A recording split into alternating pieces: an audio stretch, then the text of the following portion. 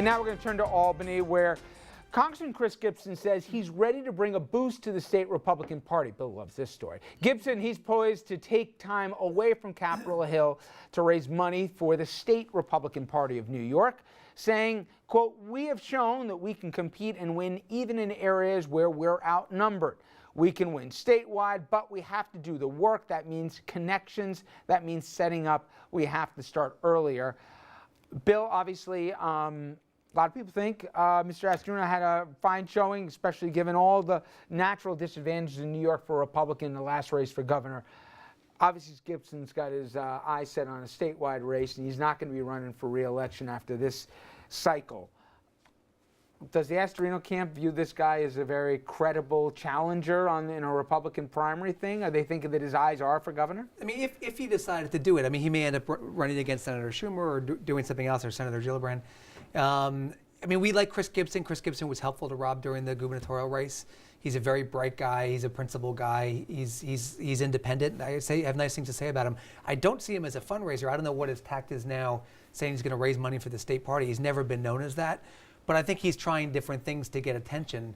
He's in an area of the state that's not a very heavily concentrated media market. Yep. So I think he's trying different things to get attention.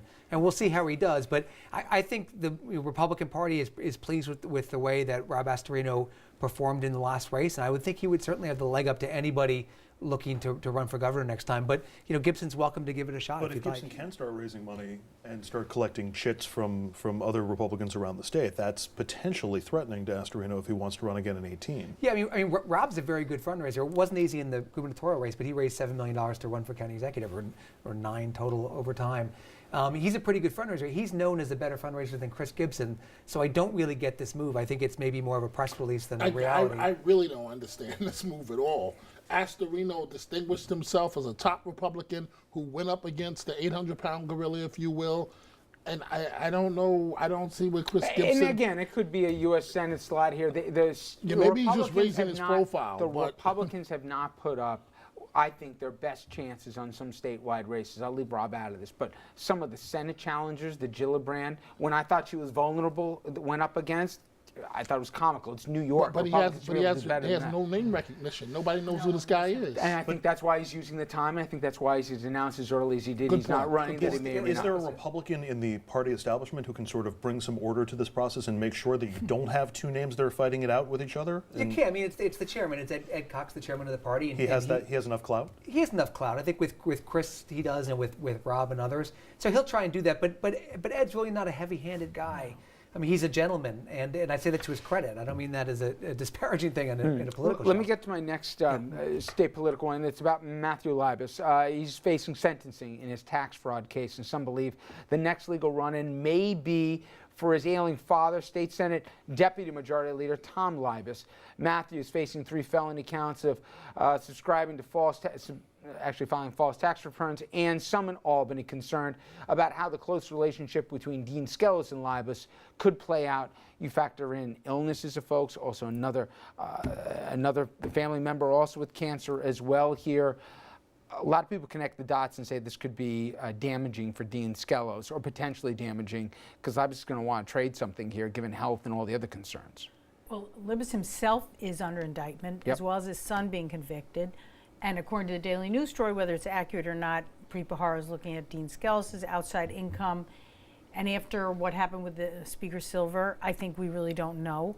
But if I were a Republican in the state Senate, and I know them very well, among other things that they have to worry about, including the demographics of New York State, and the next race is going to be a presidential race, and if Hillary runs, that's really going to be a challenge. I think this is a serious threat to their majority, because I think Libas is a very important person in that conference. Not only does he run the floor, he decides what bills are done, he debates the bills, he negotiates with everybody else, and that's not an easy, and he's good at it. But if he's not there, and if Skelos gets in trouble, I think their majority is in grave grave doubt. And this is when people were worrying about dominoes, where they were talking about with the investigation. This is, They should be if not worried. Exhibit A, Exhibit B or C here as to how this thing could go down. And obviously, we'll continue to follow this. Now, a new report shows the Port Authority commissioners got a few perks at the airport, or airports plural. New Port Authority records show 4 commissioners at the agency in New Jersey and New York were allowed to bypass security lines at local airports. Officials say Commissioners David Steiner, Anthony Sartor, Virginia Bauer, and ex-chairman David Sampson and their family members received the special treatment 24 times from 2010 through last year at Newark Liberty and JFK. And Andrew, this is yet another headache for the Port Authority. Well, and there's more, because Sampson apparently, United Airlines had a flight specifically from Newark to, I want to say South Carolina, South Carolina. which is like 50 miles from where his vacation home is. And as soon as he resigned from the chairmanship of the Port Authority, United canceled the flight. So it seems pretty obvious, and this is like a 50% full flight most of the time, it seems pretty obvious that United had this flight up primarily for David Sampson. This is a big problem. This is a big, and the worst part of it for Governor Christie is that this is more ammunition for the U.S. Attorney to then put pressure on these people in the Port Authority. And it's the same song that we keep saying every time somebody's in trouble. Tell us what you know about the next big fish, or you're going to be the one who's in the hot seat. And does Libas want to be in the hot seat, or does he rat out Skelos? Does Sampson want to be in the hot seat, or does he rat out Christie? Assuming that there are things to rat out. And I'm assuming that there are things to rat out.